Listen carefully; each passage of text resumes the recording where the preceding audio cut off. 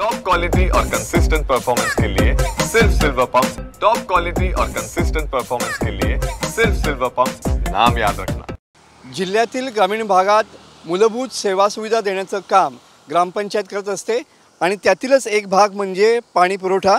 रत्नागिरी जिल्ह्यातील ग्रामपंचायतीमध्ये सध्या 3 कोटीहून अधिकची रक्कम जी आहे ती पाणीपट्टी वसुलीपोटी थकीत असलेली पाहायला मिळते आहे।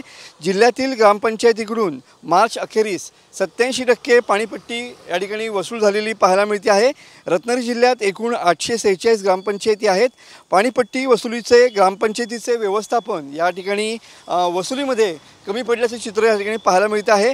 2023-24 या आर्थिक वर्षात देखील 3 कोटीहून अधिक पाणीपट्टी जी वसुली जी आहे ती या ठिकाणी थकीत होती।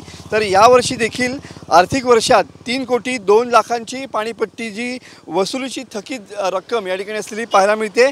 दरवर्षी एवढी पाणीपट्टी थकीत राहिल्यास ग्रामीण भागातील कामांना निधी कुठून देणार असा प्रश्न या ठिकाणी उपस्थित होतोय। सध्या कडक मे महिना या ठिकाणी पाहायला मिळतो आहे आणि त्याच्यामध्येच पाणी व्यवस्थापन या थकीत पाणीपट्टी वसुलीमध्ये कशी करायची याचा गंभीर प्रश्न सध्या अनेक ग्रामपंचायतींसमोर उभा ठाकलेला पाहायला मिळतोय।